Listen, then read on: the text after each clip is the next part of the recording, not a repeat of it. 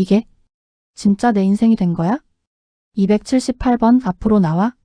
네, 알겠습니다. 교도소 입소실의 형광등이 차갑게 빛났다. 은서는 수감복으로 갈아입으며 거울 속 자신을 바라봤다. 대한민국 최연소 금융공학 박사, 월스트리트가 탐낼 정도의 퀀트 트레이더였던 그녀의 모습은 온데간데 없었다. 그녀의 수감 이유는 횡령이었다. 정확히는 회사 자금 127억 원을 무단으로 운용한 혐의. 하지만 진실은 달랐다. 그녀는 회사 임원들의 비자금 조성을 우연히 발견했고 그 증거를 확보하려다 오히려 덫에 걸렸다. 권력과 돈을 가진 자들의 치밀한 계획 앞에서 그녀의 천재성도 무용지물이었다. 수감 절차를 마치고 복도를 걷는데 앞서가던 교도관이 뒤돌아봤다. 신입이면 조용히 있어? 여기선 똑똑한 척하는 게 제일 위험해. 은서는 고개를 숙인 채 대답 없이 따라갔다. 교도소 내부는 생각보다 체계적이었다.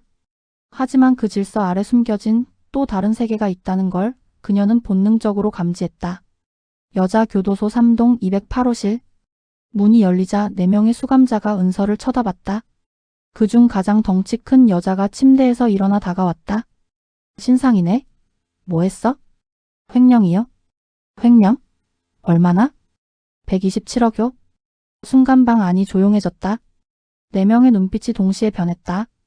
호기심, 경계, 그리고 계산. 은서는 그 모든 감정을 읽어냈다. 127억을 횡령했는데 왜 여기 있어? 그 돈 어디 갔는데? 못 찾았대요? 제가 숨겼다고 하는데 전 기억이 안 나요? 거짓말이었다. 은서는 그 돈의 흐름을 정확히 알고 있었다. 회사 임원들이 조세 회피처로 빼돌린 그 돈은 지금도 어딘가에서 불어나고 있을 것이다. 하지만 여기서 진실을 말할 이유는 없었다.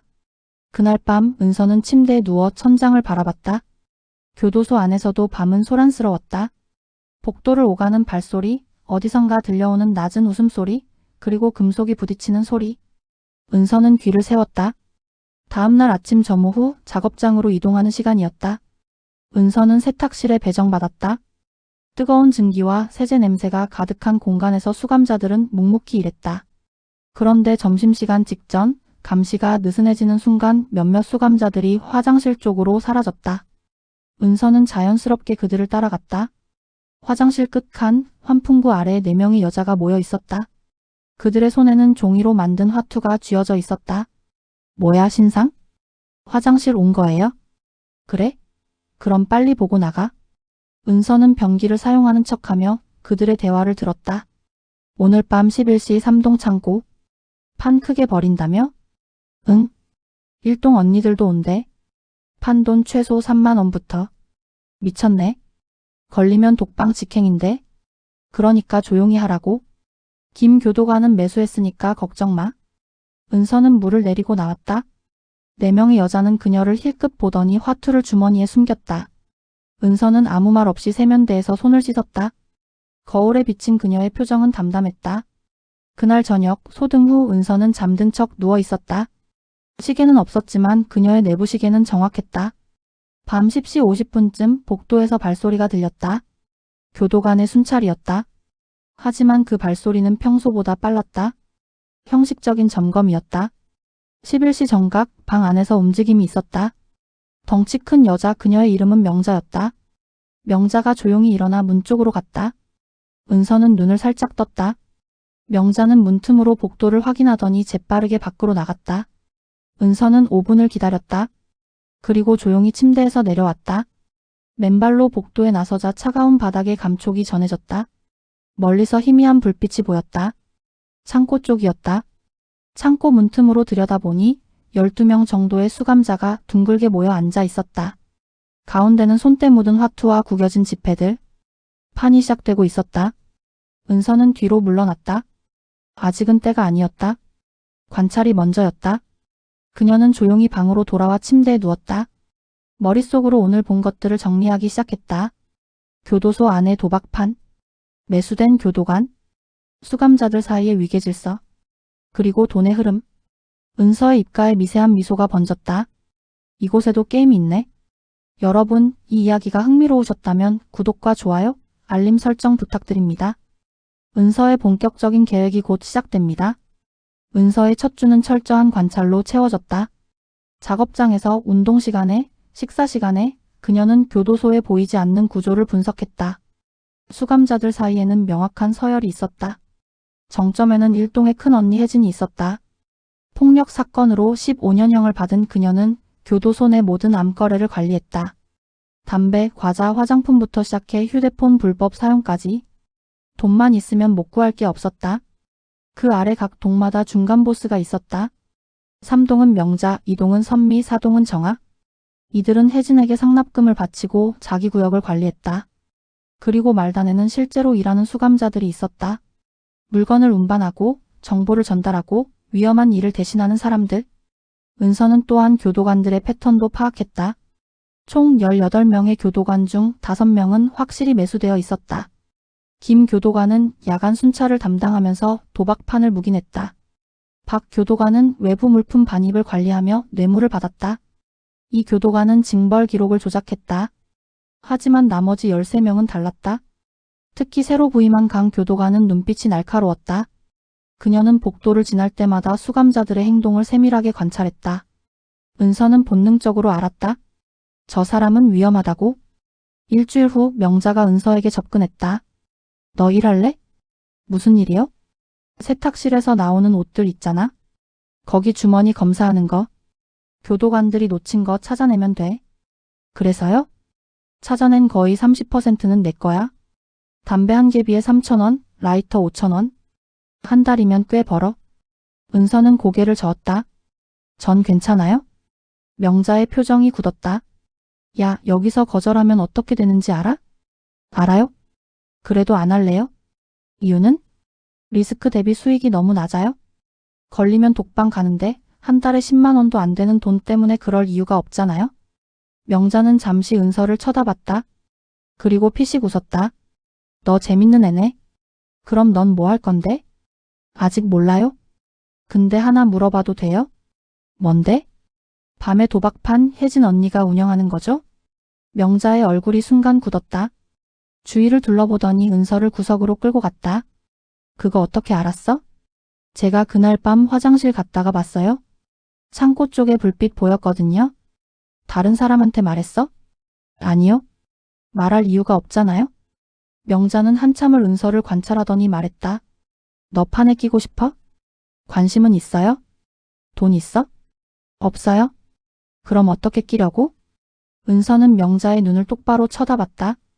미천 없이 도박하는 방법은 두 가지잖아요. 빚을 지거나 아니면 실력으로 따거나. 실력? 너 화투 칠 줄 알아? 아니요. 그런데 배우면 되죠? 명자는 웃음을 터뜨렸다. 미친 거 아니야? 여기 언니들 20년 넘게 친 사람들이야. 넌 초짜가 뭘 어떻게 한다고? 그래도 해볼래요? 명자는 고개를 저으며 돌아섰다. 하지만 몇 걸음 가다 멈춰 서서 말했다. 다음 주 수요일 밤 소액 연습판 있어? 거기 데려가 줄게. 대신 잃어도 나한테 빚지는 거 아니야? 알았지? 네, 감사합니다. 그날 밤부터 은서는 본격적으로 준비를 시작했다. 교도소 도서관에서 확률론 책을 빌렸다. 이미 다 아는 내용이었지만 화투에 적용하는 방식을 다시 정리했다. 그녀는 화투의 모든 패를 암기하고 각 패가 나올 확률을 계산했다. 48장의 카드 12개월, 각 월별 4장. 그리고 게임 룰에 따른 족보와 배당률. 은서의 머릿속에는 이미 완벽한 확률표가 그려지고 있었다. 하지만 그녀는 알고 있었다. 도박은 수학만으로 이기는 게 아니라는 걸. 심리전, 타이밍, 그리고 상대 패턴 읽기. 이 모든 게 결합되어야 진짜 승부가 가능했다. 은서는 작업 시간에도 사람들을 관찰했다. 누가 거짓말할 때 눈을 깜빡이는지, 누가 긴장하면 손가락을 만지는지, 누가 자신감 있을 때 목소리 톤이 높아지는지, 모든 미세한 신호들을 수집하고 분류했다. 수요일이 다가왔다. 은서의 심장은 평소보다 조금 빠르게 뛰었다. 긴장이 아니라 기대감이었다. 오랜만에 느끼는 게임의 쾌감. 변수와 확률, 심리와 전략이 교차하는 그 순간. 밤 11시 명자가 은서를 깨웠다. 둘은 조용히 창고로 향했다. 문을 열자 7명의 여자가 앉아 있었다. 촛불 몇 개가 어둠을 밝히고 있었다. 신입이야? 한 판만 끼워줘. 혜진이 은서를 쳐다봤다. 날카로운 눈빛이었다. 돈은? 없어요? 없으면 못 쳐? 그럼 제가 이기면 판돈의 10%만 주세요. 지면 다음 한 달 동안 언니 심부름 공짜로 할게요. 혜진의 눈썹이 올라갔다. 재밌네. 좋아 해봐. 은서는 자리에 앉았다. 화투가 섞이고 패가 돌려졌다. 그녀는 자신의 패를 확인했다. 1월 송악, 3월 벚꽃, 6월 목단, 11월 오동. 그리 나쁘지 않은 패였다. 게임이 시작됐다. 첫 판은 관찰이었다. 은서는 일부러 졌다. 두 번째 판도 마찬가지. 하지만 세 번째 판부터 그녀는 본격적으로 움직였다. 상대의 눈빛, 손의 떨림, 패를 내려놓는 속도. 모든 걸 읽어냈다. 그리고 확률 계산을 더했다. 이미 나온 패, 남은 패, 상대가 가지고 있을 가능성이 높은 패. 은서는 네 판을 연속으로 이겼다. 방 안이 조용해졌다. 혜진이 화투를 내려놓으며 말했다. 너 이거 처음이라며? 네, 처음이에요. 거짓말. 정말이에요? 근데 확률은 계산할 줄 알아요? 혜진은 웃음을 터뜨렸다. 하지만 그 웃음 뒤에는 경계심이 숨어 있었다. 재밌는 애 들어왔네. 좋아, 다음 주 큰 판에 끼워줄게. 대신 미천은 내가 될 테니까 딴 돈의 절반은 내 거야. 감사합니다. 은서는 그날 밤 12,000원을 벌었다. 교도소에서의 첫 수익이었다. 방으로 돌아오는 길 명자가 물었다. 너 진짜 처음이야? 네. 근데 어떻게 그렇게 쳐? 사람을 봤어요? 사람? 사람들은 거짓말할 때 패턴이 있어요? 그걸 읽으면 돼요? 명자는 고개를 저으며 웃었다. 너 보통 애가 아니네. 은서는 대답하지 않았다. 하지만 그녀의 머릿속에서는 이미 다음 단계의 계획이 돌아가고 있었다. 다음 날 아침 은서는 평소와 다른 시선을 느꼈다. 수감자들이 그녀를 힐끗힐끗 쳐다봤다. 소문이 퍼진 것이다. 신입이 첫 판에서 혜진의 돈을 땄다는 이야기. 식사 시간 선미가 다가왔다. 이동의 중간 보스였다. 너 은서지? 잘 친다며? 운이 좋았어요? 운? 혜진 언니한테서 4판 연속 따는 게 운이야? 선미는 테이블에 앉으며 목소리를 낮췄다. 우리 동판에도 와. 혜진이보다 조건 좋게 해줄게. 딴 돈의 40%만 내면 돼. 죄송하지만 이미 혜진 언니랑 약속했어요. 약속? 그게 뭐가 중요해? 여기서는 돈이 중요한 거지. 그래도 전 약속 지킬래요? 선미의 표정이 차갑게 굳었다. 나한테 거절하는 거 후회할 텐데. 그럼 그때 가서 후회할게요. 선미는 자리에서 일어나며 은서의 어깨를 세게 쳤다. 은서는 흔들렸지만 표정을 바꾸지 않았다. 주위의 수감자들이 긴장한 표정으로 지켜봤다. 그날 오후 작업장에서 은서는 또 다른 방문을 받았다. 사동의 정아였다. 그녀는 선미처럼 직접적이지 않았다. 은서야, 커피 한잔 할래? 정아는 은서를 작업장 구석으로 데려갔다. 그리고 인스턴트 커피 믹스를 건넸다. 여기서 커피 한 잔이 얼마나 귀한지 알지? 네, 감사히 마실게요. 나 선미처럼 협박하러 온 거 아니야. 그냥 충고해주고 싶어서. 충고요? 혜진 언니는 위험해. 겉으로는 웃지만 자기 이익에 방해되면 가차없어. 작년에도 잘 치던 애 하나 있었는데 혜진이 돈을 너무 많이 따가니까 어느 날 갑자기 다쳤어. 계단에서 굴러떨어졌다고 하던데 다들 알아? 밀린 거라는 걸? 은서는 커피를 홀짝이며 정아를 쳐다봤다. 그래서 언니는 저한테 뭘 원하는 거예요? 똑똑하네. 나는 네가 독립적으로 활동하길 바라. 혜진한테도 선미한테도 속하지 말고. 대신 우리끼리 정보를 공유하는 거야. 서로 이익이 되게. 그게 가능해요? 여기 구조상 누군가 밑에 들어가지 않으면 살아남기 힘들잖아요? 정아는 미소를 지었다. 그건 평범한 사람들 얘기지. 넌 평범하지 않잖아? 나도 봤어, 내가 어떻게 치는지. 너는 도구가 아니라 플레이어가 될 수 있어. 은서는 잠시 생각했다. 정아의 제안은 흥미로웠다. 하지만 아직 때가 아니었다. 고민해 볼게요. 시간 주세요. 좋아. 근데 너무 오래 걸리면 기회는 사라져. 기억해. 정아가 떠난 후 은서는 혼자 남아 생각에 잠겼다. 3명의 중간 보스가 모두 그녀에게 접근했다. 이건 기회이자 위험이었다. 그날 밤 은서는 도서관에서 빌린 책을 읽고 있었다. 손자병법이었다. 교도소 도서관에 왜 이런 책이 있는지는 몰랐지만 그녀에게는 딱 필요한 내용이었다. 싸우지 않고 이기는 것이 최선이다. 은서는 그 문장에 밑줄을 그었다. 그녀가 원하는 건 단순히 도박에서 이기는 게 아니었다. 교도소 안의 권력 구조 자체를 바꾸는 것. 그리고 그 정점에 서는 것. 하지만 그러기 위해서는 동맹이 필요했다. 혼자서는 불가능했다. 다음 날 운동 시간에 은서는 구석에 앉아있는 한 여자를 발견했다. 나이는 많아 보였지만 눈빛만은 살아있었다. 그녀의 이름은 순이. 15년째 수감 중이었고 한때 혜진과 함께 교도소를 장악했던 전설적인 인물이었다. 은서는 순이에게 다가갔다. 안녕하세요? 순이는 은서를 쳐다보지도 않았다. 뭐야? 이야기 좀 들려주세요. 예전 얘기요? 왜? 궁금해서요? 순이는 피식 웃었다.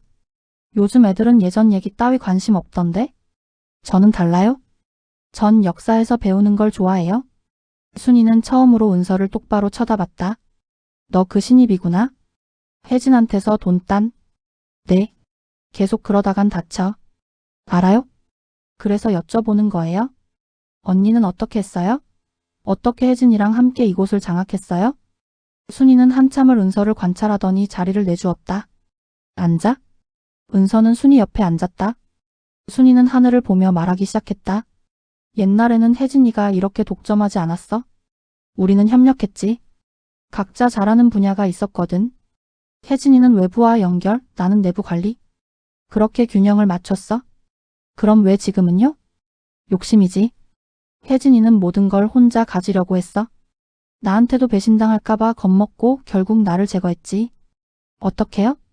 간단해. 교도관한테 내 물건에서 금지품이 나왔다고 조작했어. 그래서 나는 독방 6개월. 나올 때쯤엔 이미 모든 게 혜진 손에 있었지. 은서는 고개를 끄덕였다. 그럼 언니는 복수하고 싶지 않아요? 순이는 쓴웃음을 지었다. 복수? 난 너무 늙었어. 이제 출소만 기다리면 돼. 2년 후면 나가? 2년이면 길어요? 그동안 재미없게 지내시려고요? 순이는 은서를 빤히 쳐다봤다. 너 뭘 원하는 거야? 도움이요? 언니의 경험과 지식. 그 대가로 전 언니가 원하는 걸 해드릴 수 있어요? 내가 원하는 게 뭔데? 혜진을 끌어내리는 것. 순이의 눈빛이 변했다. 오랫동안 꺼져 있던 불꽃이 다시 타오르기 시작했다. 너 겁도 없구나? 겁은 있어요?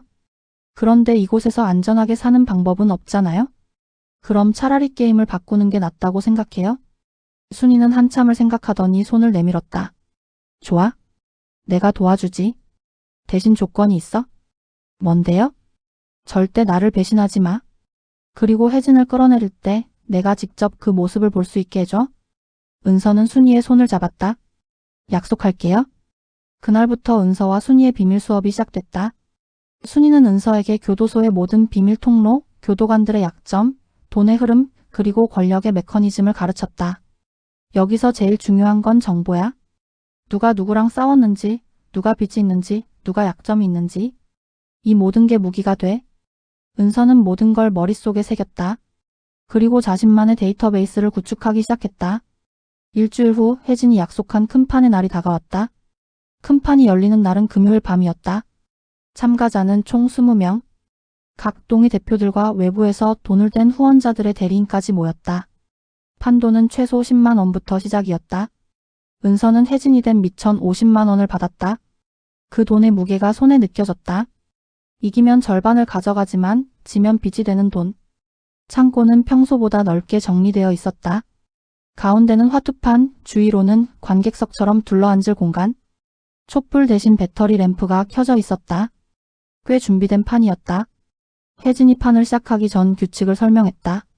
오늘은 토너먼트 방식이야. 4명씩 5테이블. 각 테이블 1등만 결승 진출. 결승은 5명이 최후의 1인이 될 때까지. 우승자는 전체 판돈의 40%를 가져가. 은서는 빠르게 계산했다. 20명이 각각 최소 10만 원씩이면 총 200만 원. 40%면 80만 원. 절반을 혜진에게 주고 40만 원. 나쁘지 않았다. 하지만 문제는 이기는 것이었다.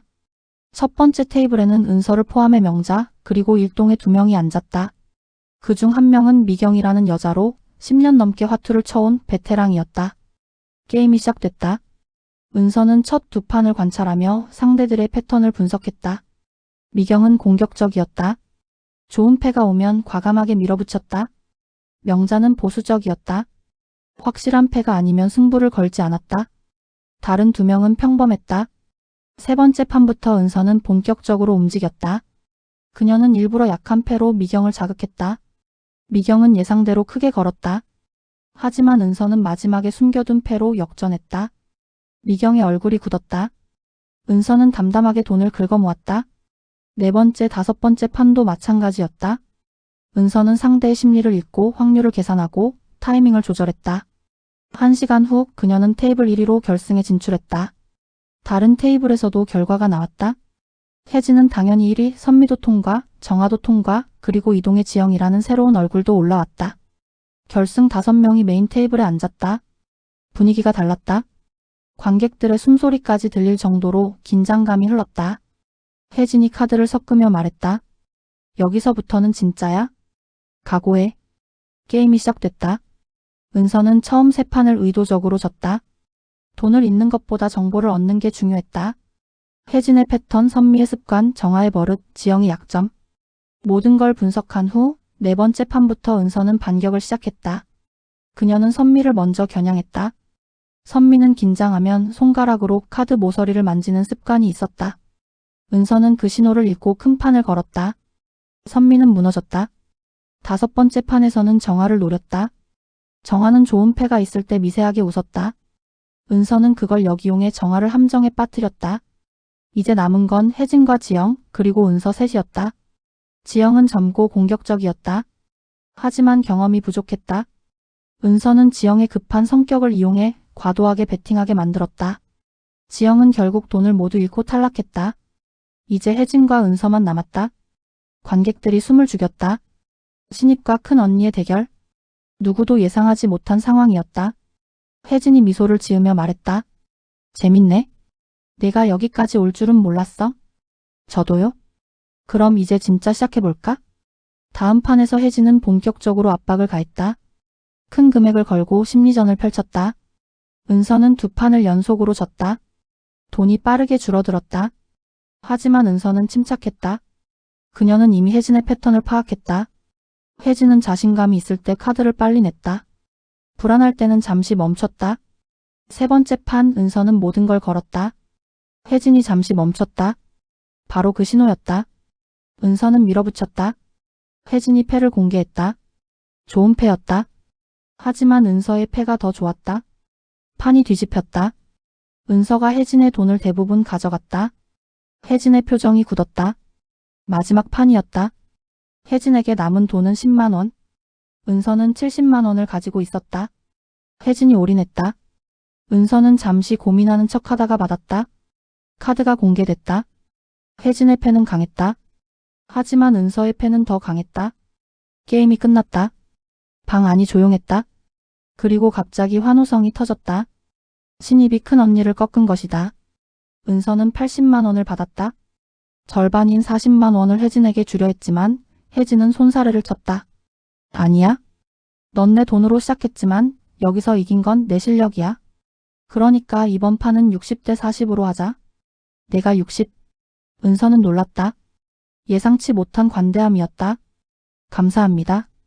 혜진은 은서의 어깨에 손을 올리며 말했다. 너 재밌는 애야. 앞으로도 잘 부탁해. 그날 밤 은서는 48만 원을 손에 쥐고 방으로 돌아왔다. 교도소에서의 첫 큰 승리였다. 하지만 그녀는 알고 있었다. 이건 시작일 뿐이라는 것을. 다음날 아침 교도소 전체가 소문으로 들끓었다. 신입이 큰 언니를 이겼다는 이야기는 삽시간에 퍼졌다. 은서를 보는 시선이 완전히 바뀌었다. 호기심, 존경, 질투, 경계심. 아침 점호 후 강 교도관이 은서를 불렀다. 278번 따라와. 은서는 교도관실로 끌려갔다. 강 교도관은 문을 닫고 은서를 쳐다봤다. 앉아? 은서는 의자에 앉았다. 강 교도관은 팔짱을 끼고 말했다. 너 요즘 뭐 하고 다니는 거야? 아무것도요. 거짓말하지 마. 네가 밤에 돌아다니는 거 다 알아? 은서의 심장이 빨라졌다. 하지만 표정은 바꾸지 않았다. 화장실 갔어요? 화장실을 2시간씩 가? 강 교도관은 책상에 기대며 말했다.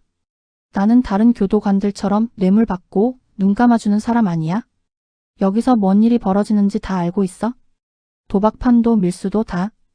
은서는 침착하게 대답했다. 그럼 왜 신고 안 하세요? 신고하면 뭐가 바뀌는데? 일시적으로 막히겠지. 그런데 한 달 후면 다시 시작돼.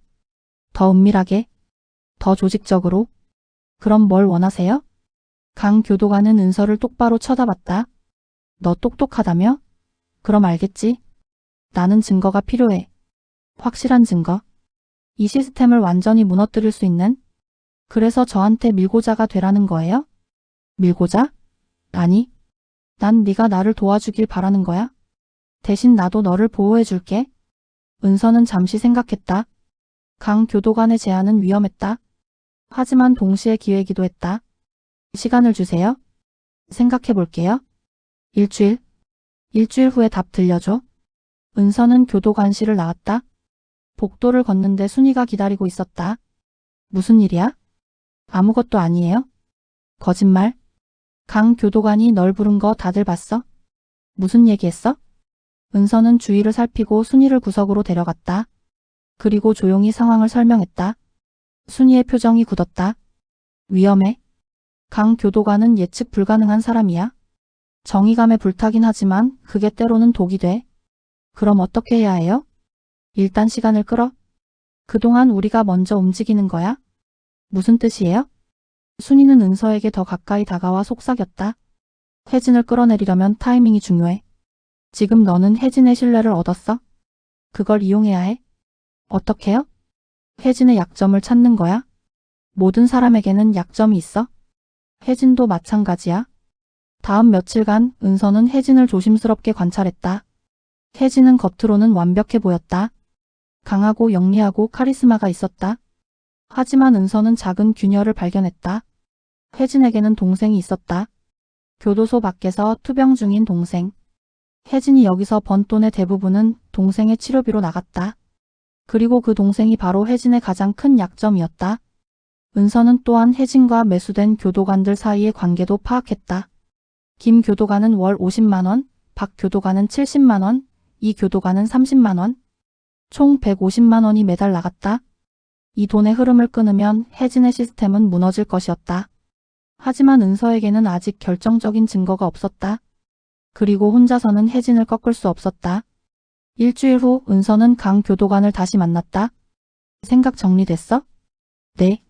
도와드릴게요. 하지만 조건이 있어요. 조건? 제가 증거를 모으는 동안 저를 보호해주세요. 그리고 모든 게 끝나면 제 형량 감면을 추천해주세요. 강 교도관은 잠시 생각하더니 고개를 끄덕였다. 좋아. 약속해. 하지만 확실한 증거 가져와야 해. 알겠습니다. 은서는 이제 양쪽에서 게임을 하고 있었다. 혜진의 신뢰를 얻으면서 동시에 강 교도관에게 정보를 주는 것. 위험한 줄타기였다. 그리고 그날 밤 은서는 순이, 명자 그리고 정아를 비밀리에 만났다. 네 명은 창고 뒤편 어두운 공간에 모였다. 은서가 먼저 말을 꺼냈다. 언니들한테 제안이 있어요? 뭔데? 우리끼리 동맹을 만드는 거예요? 혜진 밑에서가 아니라 독립적으로. 선미가 코웃음을 쳤다. 불가능해. 혜진 없이는 외부 물품도 못 들여오고 교도관도 못 매수해. 그럼 우리가 직접 하면 돼요? 새로운 루트를 만드는 거예요? 정아가 물었다. 어떻게? 강 교도관을 이용하는 거예요? 모두가 놀란 표정을 지었다. 미쳤어? 강 교도관은 절대 매수 안 돼. 매수하는 게 아니에요? 협력하는 거예요? 우리가 혜진의 증거를 주고 강 교도관이 혜진을 제거하면 그 빈자리를 우리가 채우는 거예요? 순이가 미소를 지었다. 재밌는 계획이네. 하지만 위험해. 위험하지 않은 일은 없어요? 여기서는? 명자가 물었다. 그래서 우리가 뭘 하면 돼? 정보를 모으는 거예요? 혜진의 거래 내역, 교도관 매수 증거, 외부 연결 루트. 모든 걸 기록하고 저한테 주세요. 정아가 팔짱을 끼며 말했다. 좋아. 나는 참여할게. 어차피 혜진 밑에 계속 있고 싶지도 않았어. 명자도 고개를 끄덕였다. 나도. 근데 혜진이 눈치채면? 그러지 않게 조심히 움직여야죠. 순이가 마지막으로 말했다. 좋아. 그럼 우리 네 명이 핵심이야. 절대 배신하지 말자. 약속. 네 명은 손을 맞잡았다. 은서의 계획이 본격적으로 시작됐다. 은서의 동맹이 형성된 지 일주일이 지났다. 4명은 각자의 위치에서 조용히 움직였다. 정아는 사동에서 혜진의 거래 장부를 몰래 복사했다. 명자는 3동 창고에 숨겨진 밀수품 목록을 작성했다. 순이는 오랜 경험을 살려 교도관들의 근무 패턴과 약점을 정리했다. 그리고 은서는 혜진에게 더 깊숙이 파고들었다. 어느 날 저녁 혜진이 은서를 따로 불렀다. 1동 구석의 작은 창고였다. 그곳에는 혜진만 사용하는 개인 공간이 있었다. 앉아? 은서는 낡은 의자에 앉았다. 혜진은 담배를 꺼내 물었다. 교도소 안에서 담배는 금지였지만 혜진에게는 예외였다. 너 요즘 잘하고 있어? 다들 너 얘기해. 감사합니다. 감사는 무슨. 내가 실력 있으니까 인정받는 거지. 혜진은 연기를 내뿜으며 은서를 쳐다봤다. 근데 하나 물어볼 게 있어. 너 여기 왜 들어왔어? 진짜 이유? 횡령이요? 아니 그게 아니라 넌 똑똑해. IQ 200이라며? 그럼 머리로 왜 걸렸어? 은서는 잠시 침묵했다. 그리고 천천히 말했다. 제가 너무 자만했어요? 회사 임원들의 비리를 발견하고 제가 그들을 이길 수 있다고 생각했죠? 하지만 전 혼자였고 그들은 시스템이었어요. 혜진이 고개를 끄덕였다. 그래 혼자서는 안 돼. 아무리 똑똑해도. 여기서도 마찬가지야. 네가 아무리 잘 쳐도 나한테 대항하면 살아남을 수 없어. 알아요? 그래서 말인데. 혜진은 담배를 끄고 은서에게 다가왔다. 나랑 파트너 할 생각 없어? 진짜 파트너. 순이처럼 50대 50으로. 은서의 심장이 뛰었다. 예상치 못한 제안이었다. 왜요? 전 그냥 신입인데. 신입이지만 재능 있잖아. 그리고 나도 이제 나이 들어. 언젠가는 나갈 건데 그때 이 시스템을 물려줄 사람이 필요해. 혜진의 눈빛은 진지했다. 은서는 신중하게 대답했다. 생각해 볼게요. 큰 결정이니까. 좋아. 근데 너무 오래 생각하지는 마. 기회는 한 번뿐이야. 그날 밤 은서는 순이에게 이 사실을 알렸다. 둘은 화장실 끝칸에서 만났다. 순이는 심각한 표정을 지었다. 혜진이 너를 완전히 믿기 시작했네. 그런 것 같아요? 위험해. 더 가까이 가면 빠져나오기 힘들어. 알아요? 하지만 이게 기회예요. 혜진의 모든 걸 알 수 있는. 순이는 한숨을 쉬었다. 조심해. 혜진은 똑똑해. 네가 뭔가 숨기면 바로 알아차려. 다음날 은서는 혜진에게 답을 주었다. 파트너 하겠습니다. 혜진의 얼굴에 미소가 번졌다. 좋아. 환영해. 이제부터 너한테 모든 걸 보여줄게. 그날부터 은서는 혜진의 내부 서클에 들어갔다. 혜진은 은서에게 거래처를 소개했다. 외부에서 물건을 들여오는 박 교도관, 정보를 전달하는 청소부, 그리고 돈을 세탁하는 면회객. 은서는 모든 걸 머릿속에 기록했다. 이름, 얼굴, 거래 방식, 금액. 그리고 밤마다 작은 종이에 암호로 적어 순이에게 전달했다. 2주가 지났다. 은서의 수첩에는 이미 50개가 넘는 증거가 정리되어 있었다. 거래 내역, 뇌물 금액, 밀수품 목록, 교도관 명단. 하지만 결정적인 증거가 하나 부족했다. 혜진과 외부 조직의 직접적인 연결고리. 어느 날 오후 은서는 기회를 잡았다. 혜진이 면회를 가는 날이었다. 은서는 혜진을 따라 면회실 근처까지 갔다. 그리고 멀리서 지켜봤다. 면회실 유리창 너머로 한 남자가 보였다. 정장을 입은 40대 남자. 그는 혜진에게 서류 봉투를 건넸다. 혜진은 그걸 받아 재빨리 옷 속에 숨겼다. 은서는 그 남자의 얼굴을 기억했다. 나중에 순이에게 물어보니 그는 외부 조직의 중간 관리자라고 했다. 이름은 최민호. 혜진에게 자금을 대고 대신 교도소 안에서 나온 수익의 일부를 가져가는 사람. 은서는 드디어 퍼즐의 마지막 조각을 찾았다. 그날 밤 은서는 강 교도관을 만났다. 비밀 통로를 통해 교도관 휴게실로 들어갔다. 증거 다 모았어요? 은서는 작은 봉투를 건넸다. 안에는 암호로 작성된 모든 정보가 들어있었다. 강 교도관은 내용을 확인하며 눈빛이 변했다. 이거 진짜야? 네. 다 확인된 정보예요? 대단한데? 이 정도면 혜진은 물론이고 교도관들도 다 엮을 수 있어? 그럼 이제 뭐 하실 거예요? 강 교도관은 봉투를 주머니에 넣으며 말했다. 일단 본부에 보고할 거야. 그리고 정식 조사 들어가면 증인으로 네가 필요해. 알겠습니다. 은서야 조심해. 혜진이 눈치채면 끝이야. 걱정 마세요. 아직 안 들켰어요? 하지만 은서의 예상은 빗나갔다. 다음날 아침 분위기가 이상했다. 점호 시간에 혜진이 은서를 쳐다보는 눈빛이 차가웠다. 무언가 잘못됐다. 작업 시간 명자가 은서에게 속삭였다. 조심해. 어젯밤에 혜진이 뭔가 알아챈 것 같아. 뭐려? 모르겠어. 근데 새벽에 혜진이 사람들 불러서 회의했대. 너 얘기 나왔을 거야? 은서의 등에 식은땀이 흘렀다. 하지만 겉으로는 침착함을 유지했다. 점심시간 혜진이 은서를 불렀다. 일동 창고.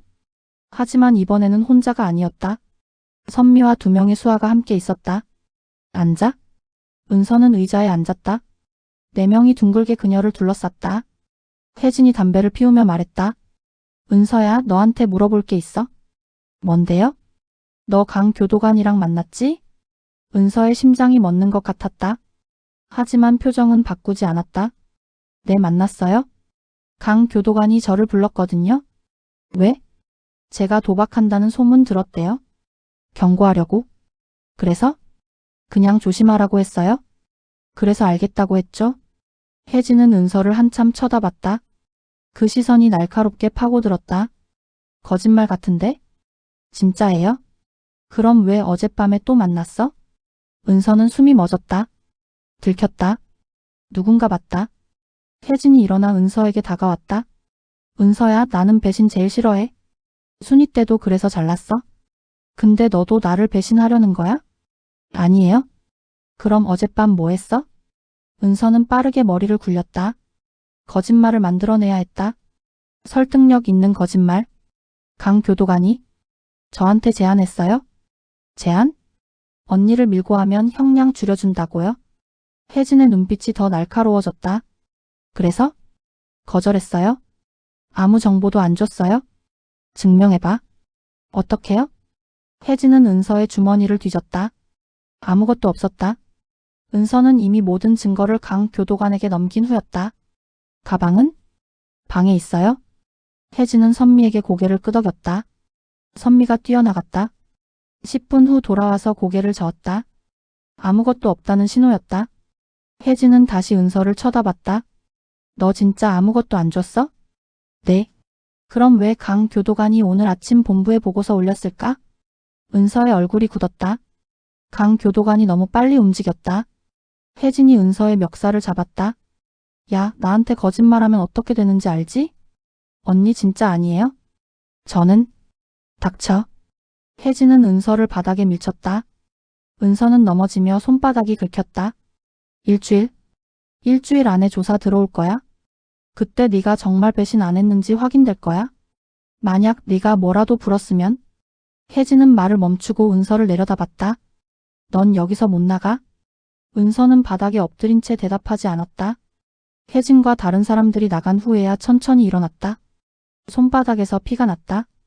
하지만 더 큰 문제는 시간이었다. 일주일. 그 안에 조사가 시작되고 혜진이 제거되지 않으면 은서는 끝이었다. 은서는 재빨리 순이를 찾아갔다. 화장실에서 만난 순이는 은서의 손을 보고 놀랐다. 무슨 일이야? 들켰어요?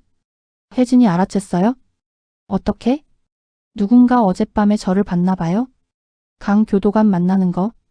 순이는 욕을 내뱉었다. 망했네. 이제 어떻게 할 거야? 모르겠어요. 강 교도관한테 빨리 움직이라고 해야 해요. 그런데 조사 들어오려면 시간 걸려. 최소 2주. 2주면 저는 이미. 은서는 말을 잇지 못했다. 순이가 은서의 어깨를 잡았다. 진정해. 방법이 있어? 뭔데요? 우리가 먼저 혜진을 공격하는 거야? 어떻게요? 순이는 주위를 살피고 더 작은 목소리로 말했다. 혜진의 약점. 동생. 거기를 노리는 거야? 무슨 뜻이에요? 혜진의 동생이 병원에 있잖아. 그 병원비가 어디서 나오는지 알아? 혜진이 여기서 번 돈. 그 돈이 끊기면 동생 치료 못 받아. 그래서요? 강 교도관한테 얘기해. 혜진의 계좌를 동결시키라고. 그럼 혜진은 패닉 상태가 될 거야. 그때 우리가 움직이는 거야. 은서는 고개를 끄덕였다. 좋아요? 해봐요. 그날 밤 은서는 다시 강 교도관을 만났다. 이번에는 더 조심스럽게 다른 경로로. 은서야, 위험해. 혜진이 눈치챘다며? 네. 그래서 부탁이 있어요? 뭔데? 혜진의 계좌 동결시켜주세요. 동생 병원비 나가는 계좌요? 강 교도관은 난색을 표했다. 그건 법적으로 문제가 있어? 조사도 안 끝났는데. 그럼 저 죽어요? 일주일 안에 혜진이 저를 없앨 거예요? 강 교도관은 고민하다가 말했다. 알았어. 내가 해볼게. 근데 시간 걸려. 최대한 빨리요. 제발. 3일이 지났다. 은서는 그 3일 동안 지옥을 경험했다. 혜진의 사람들이 24시간 은서를 감시했다. 화장실 갈 때도, 작업할 때도, 잘 때도. 은서는 감옥 안에 감옥에 갇혔다. 그리고 4일째 되는 날 변화가 일어났다. 혜진이 면회실에서 나올 때였다. 그녀의 얼굴이 새하얗게 질려 있었다. 무언가 잘못됐다. 은서는 멀리서 지켜봤다. 혜진은 비틀거리며 일동으로 돌아갔다. 그리고 30분 후 혜진의 비명이 복도에 울려 퍼졌다. 이 X들, 내 돈 어디 갔어? 은서는 순이와 눈빛을 교환했다. 계좌 동결이 성공한 것이다. 혜진은 하루 종일 미쳐 날뛰었다. 교도관들을 불러 항의하고 면회객을 다시 만나려 했지만 모든 게 막혔다. 강 교도관이 뒤에서 조종하고 있었다. 이틀 후 혜진은 완전히 무너졌다. 동생이 병원에서 연락이 왔다. 치료비가 밀려 퇴원 조치가 내려질 거라는 통보. 혜진은 은서를 다시 불렀다. 이번에는 혼자였다. 그녀의 눈은 충혈되어 있었다. 은서야? 네. 너. 이거 내가 한 거지? 은서는 대답하지 않았다. 혜진은 쓴웃음을 지었다. 역시. 넌 정말 똑똑해. 내 약점을 정확히 찔렀어. 미안해요. 미안? 지금 그게 중요해? 혜진은 무릎을 꿇었다. 은서 앞에서. 제발. 내 동생만은 살려줘. 은서는 혜진을 내려다봤다. 한때 교도소를 지배했던 여왕이 무릎 꿇고 있었다. 저도 방법이 있어요? 뭔데? 언니가 모든 걸 자백하는 거예요? 거래처, 교도관, 외부 조직. 다요? 그럼 나는? 형량 늘어날 거예요? 하지만 동생 치료비는 제가 해결해 드릴게요. 어떻게? 언니가 숨겨둔 돈 있잖아요? 그거 위치 알려주면 제가 강 교도관 통해서 동생한테 전달되게 할게요. 혜진은 한참을 고민하다가 고개를 끄덕였다. 좋아. 하지만 약속 지켜야 해. 약속할게요. 다음 날 혜진은 강 교도관에게 자백했다. 모든 것을. 거래 내역, 매수한 교도관 명단, 외부 조직 연결고리, 숨겨둔 돈의 위치. 교도소는 발칵 뒤집혔다. 본부에서 특별조사팀이 내려왔다. 3명의 교도관이 즉시 정직됐다. 혜진은 독방으로 이송됐다. 그리고 은서는 자유로워졌다. 하지만 진짜 문제는 지금부터였다. 혜진이 사라진 교도소에는 권력의 공백이 생겼다. 그리고 모두가 그 자리를 노렸다. 선미가 제일 먼저 움직였다. 그녀는 2동과 3동을 합쳐 새로운 세력을 만들려 했다. 하지만 명자가 거절하며 3동은 독립을 선언했다. 정하는 4동을 완전히 장악하고 외부 루트를 새로 개척하기 시작했다. 교도소는 3시간의 전쟁터가 됐다. 그리고 그 중심에 은서가 있었다. 모두가 은서를 원했다. 그녀의 머리, 그녀의 전략, 그녀의 능력. 선미가 먼저 제안했다. 은서야, 나랑 하자. 내가 힘이고 내가 머리면 우리 둘이 이곳 다 먹을 수 있어. 정화도 접근했다.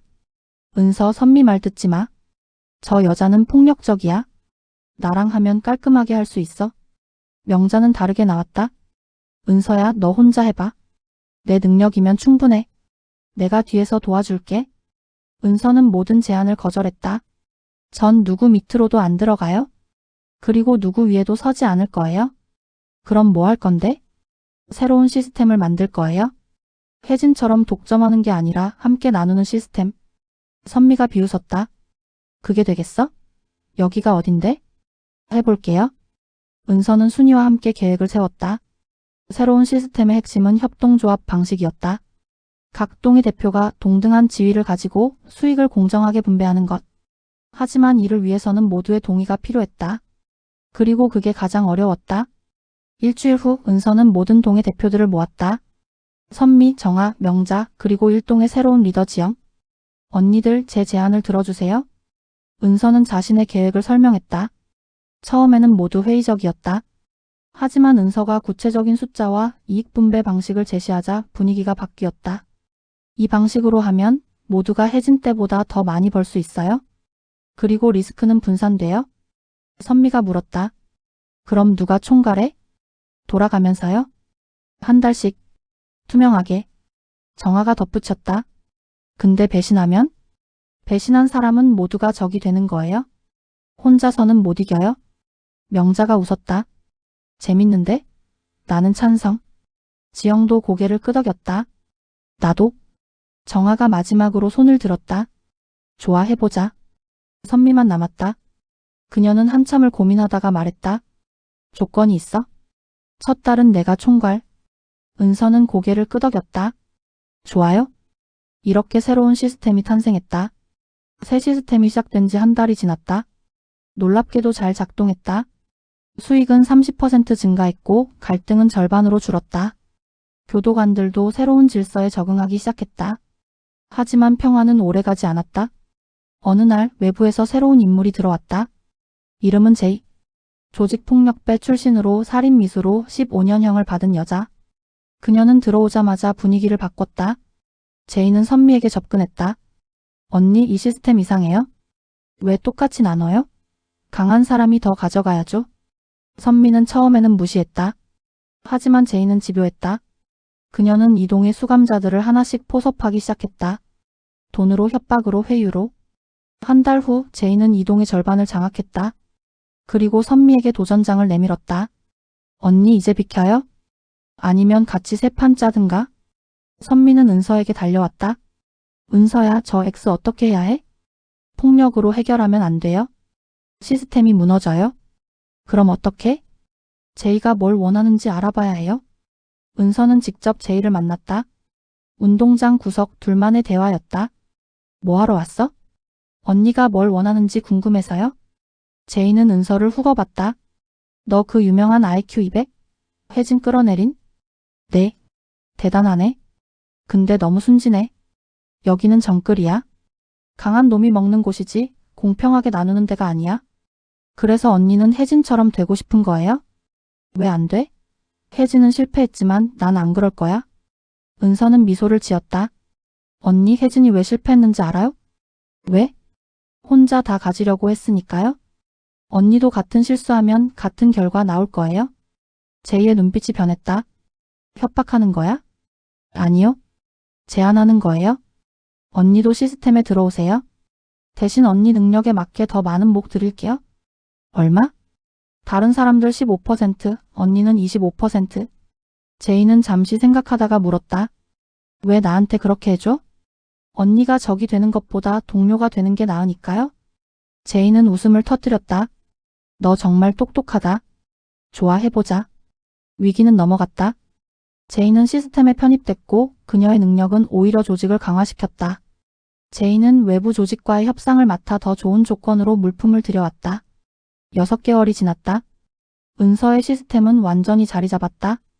교도소 안의 모든 거래가 투명하게 이루어졌고 수익은 공정하게 분배됐다. 심지어 강 교도관도 이 시스템을 묵인했다. 폭력이 줄고 질서가 잡혔기 때문이다. 하지만 은서는 만족하지 않았다. 그녀에게는 더 큰 목표가 있었다. 어느 날 밤 은서는 모든 대표들을 모았다. 언니들, 제가 마지막 제안할게요. 뭔데? 우리 이제 그만하는 거 어때요? 모두가 놀란 표정을 지었다. 무슨 소리야? 도박, 밀수 이런 거 다 그만두는 거요? 선미가 소리쳤다. 미쳤어? 그럼 우리 뭐 먹고 살아?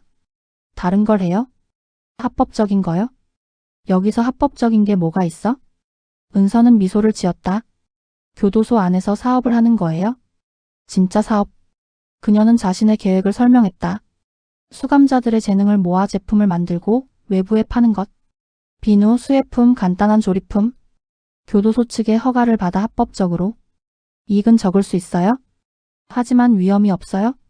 그리고 출소 후에도 이력에 남지 않아요? 정아가 물었다. 교도소에서 허가해 줄까? 제가 강 교도관 통해서 제안할게요. 교도소 입장에서도 나쁘지 않아요? 수감자들 재활에도 도움되고. 한 달 후 기적이 일어났다. 교도소 측이 은서의 제안을 받아들인 것이다. 시범 사업으로 3개월간 허가를 내줬다. 은서와 동료들은 작은 작업장을 차렸다. 비누를 만들고 수혜품을 만들고 간단한 제품을 조립했다. 처음에는 서툴렀지만 점점 나아졌다. 3개월 후 그들은 500만 원의 수익을 냈다. 합법적인 돈이었다. 교도소 측은 사업을 정식으로 승인했다. 그리고 은서는 교도소 최초의 수감자 협동조합 대표가 됐다. 2년이 지났다. 은서의 형기는 5년이었지만 모범수로 1년 감형을 받았다. 그리고 오늘 출소하는 날이었다. 교도소 정문 앞에서 은서는 뒤를 돌아봤다. 그녀가 2년 동안 살았던 곳, 지옥이었지만 동시에 배움의 장이었던 곳, 순이가 배웅을 나왔다. 그녀도 6개월 후 출소 예정이었다. 잘 가, 은서야. 언니도 곧 나와요. 밖에서 봐요. 그래. 약속 지켜야 해. 내가 나오면 같이 사업하기로 했잖아. 당연하죠. 은서는 순이를 안았다. 그리고 문을 나섰다. 밖은 밝았다. 2년 만에 보는 자유로운 세상. 은서는 가장 먼저 옛 회사를 찾아갔다. 그녀를 감옥에 보낸 임원들. 하지만 복수하러 간 게 아니었다. 은서 씨? 임원은 놀란 표정으로 그녀를 쳐다봤다. 네, 저예요. 무슨 일로? 제안하러 왔어요? 은서는 서류 가방을 열었다. 안에는 사업 계획서가 들어있었다. 교도소에서 시작한 협동조합 사업이에요. 출소자들을 고용해서 제품을 만들고 판매하는 거죠. 사회적 기업으로 등록할 예정이고 투자가 필요해요. 왜 나한테 와요? 당신이 저한테 빚이 있으니까요. 저를 감옥에 보낸 빚. 임원은 한참을 서류를 읽더니 말했다. 조건이 있어요? 뭔데요? 이 회사가 성공하면 제가 한 일을 공개하세요. 제가 은서 씨를 어떻게 배신했는지. 은서는 놀랐다. 왜요? 속죄하고 싶어요? 2년 동안 괴로웠어요? 은서는 미소를 지었다. 좋아요. 약속할게요. 6개월 후 새 출발 협동조합이 공식 출범했다. 순이를 포함한 5명의 출소자가 직원으로 채용됐다. 그들은 은서가 교도소에서 개발한 제품들을 대량 생산하기 시작했다. 1년 후 회사는 흑자를 냈다. 그리고 30명의 출소자를 추가로 고용했다. 은서는 어느 날 교도소를 다시 찾았다. 하지만 이번에는 수감자로서가 아니라 강연자로서였다. 강당에는 200명의 수감자가 모여 있었다. 그 중에는 혜진도 있었다. 그녀는 형량이 늘어 5년을 더 살아야 했지만 표정은 밝았다. 동생이 완치됐다는 소식을 들었기 때문이다.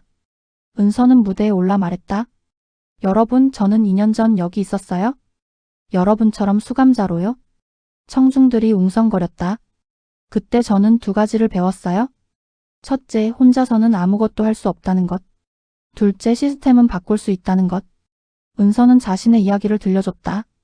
교도소에 들어온 것, 도박을 배운 것, 혜진을 끌어내린 것, 새로운 시스템을 만든 것, 그리고 출소 후 회사를 만든 것. 여러분도 할 수 있어요? 지금 여기는 끝이 아니라 시작이에요. 새로운 시작. 강연이 끝난 후 한 수감자가 손을 들었다. 은서 씨, 교도소에서 제일 힘든 게 뭐였어요? 은서는 잠시 생각하다가 대답했다. 자신을 믿는 거요? 모두가 저를 무시할 때, 모두가 저를 의심할 때, 그래도 제 자신을 믿는 게 제일 힘들었어요. 어떻게 이겨냈어요? 작은 승리를 쌓아갔어요. 하나씩. 그리고 좋은 사람들을 만났어요. 순이 언니처럼, 명자 언니처럼. 강연이 끝나고 은서는 혜진을 만났다. 잘 지내요, 언니? 응, 덕분에. 동생 완치됐다며요? 축하해요. 고마워. 네가 약속 지켜줘서. 혜진은 은서의 손을 잡았다. 은서야, 미안해. 그때 널 의심한 거. 괜찮아요? 저도 이해해요. 넌 정말 대단해. 이곳을 바꿨어. 나도 못한 일을. 은서는 미소를 지었다. 우리 모두 함께 바꾼 거예요. 교도소를 나오며 은서는 하늘을 올려다봤다. 푸른 하늘이 펼쳐져 있었다. 그녀는 이제 알았다. 진짜 천재는 혼자 이기는 사람이 아니라 함께 이기게 만드는 사람이라는 것을. 은서의 이야기는 계속됐다. 교도소 안에서 시작된 작은 변화가 세상을 바꾸는 큰 흐름이 되어가고 있었다. 여기까지 시청해주신 여러분 정말 감사합니다. 은서의 이야기가 마음에 드셨다면 구독, 좋아요, 알림 설정 부탁드립니다. 여러분의 응원이 더 좋은 콘텐츠를 만드는 힘이 됩니다. 다음 이야기에서 만나요.